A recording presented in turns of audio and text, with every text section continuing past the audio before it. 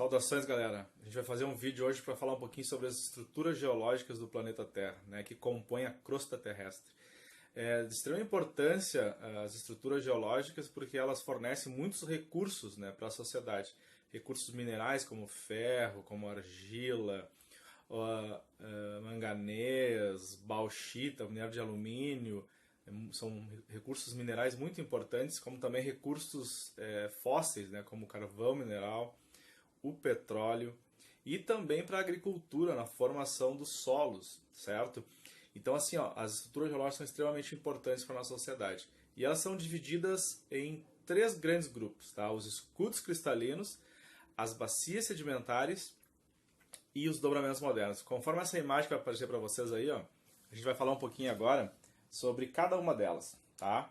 Então, olha só, se vocês podem ver que ela representa aqui as grandes formações das estruturas geológicas do planeta Terra. Então a gente tem os escudos cristalinos, tá? O que são os escudos cristalinos? Basicamente, os escudos cristalinos são as rochas mais antigas que a gente vai encontrar na crosta terrestre, né? Elas estão associadas aí, ó, ao pré-cambriano, ao arqueozoico e o período proterozoico da história evolutiva da Terra. Basicamente são compostas por rochas magmáticas intrusivas, a gente vai fazer um vídeo depois para explicar um pouco sobre os tipos de rocha, e algumas rochas metamórficas a gente também vai encontrar nos escudos cristalinos. Os escudos cristalinos, a gente tem ali o pré-cambriano, então são estruturas que formaram há mais de 500 milhões de anos atrás, né, nas primeiras eras geológicas do planeta Terra. E principalmente aqueles escudos cristalinos do proterozoico são ricos em minerais metálicos, tá? Então os escudos cristalinos geralmente são estruturas aplainadas do relevo, né, que são muito antigas. Depois a gente vai ver um mapinha mostrando o relevo do Rio Grande do Sul e do Brasil para vocês verem mais ou menos, né, onde é que se localizam essas estruturas no território brasileiro. A gente também tem as bacias sedimentares, né? As bacias sedimentares aqui que a gente tem as mais antigas, do Paleozoico e da Era Mesozoica. E o que são basicamente bacias sedimentares, né? São resultado da erosão dos escudos cristalinos após o desgaste dessas áreas, né? E o depósito, isso deposita nas regiões mais baixas. Então vocês podem ver que tem uma bacia no terreno, né? E aquilo vai sendo literalmente entulhado com sedimentos, né? Com detritos de outras rochas e inclusive alguns detritos orgânicos. Por exemplo, o carvão mineral. O carvão mineral ele é resultado da decomposição de restos de vegetais em ambiente continental. O petróleo, a gente vai encontrar petróleo em ambientes, em bacias sedimentares de origem marinha.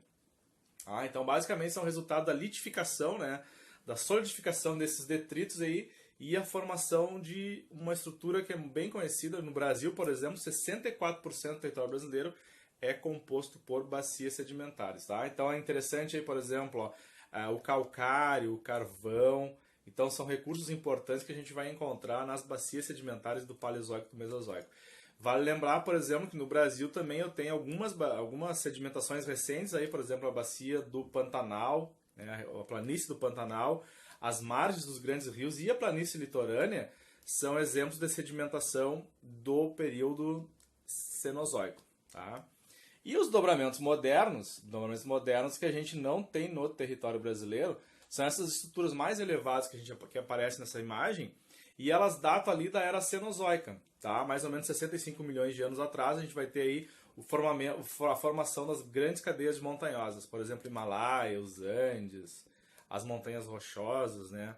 Os Pirineus, os Apeninos na Europa, elas são resultados então de um processo de dobramentos modernos, choque de placas tectônicas, e aí a formação das grandes cordilheiras que a gente conhece hoje. Basicamente, a gente vai ter aí uma grande complexidade mineralógica em relação aos tipos de rocha que a gente vai encontrar nessas formações, mas basicamente a gente vai encontrar muita rocha metamórfica associada aos dobramentos modernos. Então, olha só, é importante lembrar, né, que o Brasil, a estrutura geológica brasileira é 64% formada por bacias sedimentares e 36% de escudos cristalinos.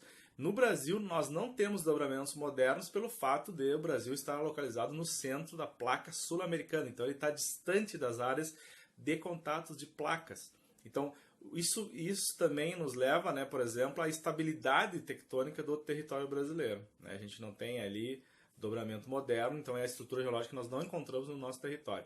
Desses 36% dos escudos cristalinos, 4%, conforme essa imagem que vocês vão ver agora, se formaram durante o período proterozoico, ou seja, é um período que acontece a grande formação, né, de recursos minerais metálicos. Então, existe uma importância muito econômica, né, nesses 4% de escudos cristalinos que se formaram no proterozoico no território brasileiro.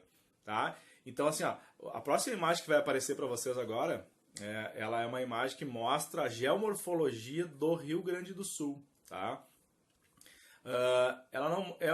O mapa geológico do Rio Grande do Sul ele é bem complexo, então o geomorfológico ele vai dar uma ideia, né, das formas de relevo, e eu vou falar para vocês um pouco então sobre o que compõe, qual é que é a estrutura geológica que sustenta essas formas de relevo.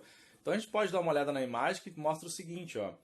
A gente tem nessa imagem que eu tirei lá do Atlas Socioambiental do Rio Grande do Sul, vocês têm essa cor lilás mais escuro aí que representa o Planalto Meridional, né, que é um planalto arenítico basáltico, resultado então ali, ó, depósito de lava, né, uma série de sucessão de depósitos de lava sobre a bacia do Paraná.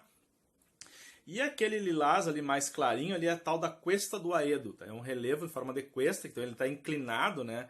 Ele tem uma caída em direção ao rio Uruguai ali. E ali eu também vou ter algumas manchas, né, de rochas vulcânicas, né? Bastante rochas sedimentares ali. Dentro desse próprio lilás mais escuro, eu vou ter o arenito intertrap, quer dizer, o arenito entre os derrames. Porque antes, na nossa história geológica, essa região ali ela era o antigo deserto de Botucatu, né? Então eram grandes dunas. Então esse arenito, o arenito Botucatu, ele foi literalmente coberto quando o Brasil se separa da África, quando há a fragmentação da Pangeia. E naquele lilás mais claro ali, a gente tem ali a Cuesta do Aedo, e é naquela região que a gente vai encontrar os areais do sudoeste do Rio Grande do Sul, tá? Isso é um tema bem recorrente nas provas da URGS, por exemplo. Então a gente tem que ficar ligado nisso.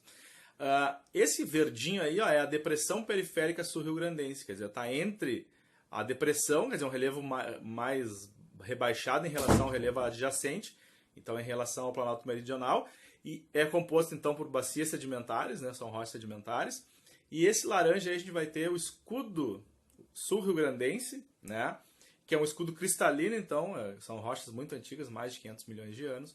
Então a nossa região de escudo ali, aquela região de Bagé, Canguçu, uma parte inclusive do município de Camaquã tá localizada no escudo sul-rio-grandense, então rochas muito antigas. E aqui a gente tem a nossa planície litorânea, esse amarelinho mais claro aí, que é resultado então da formação cenozoica, né? Então da era atual que a gente está vivendo. Certo? O Cenozoico então aí tem 65 milhões de anos até o presente.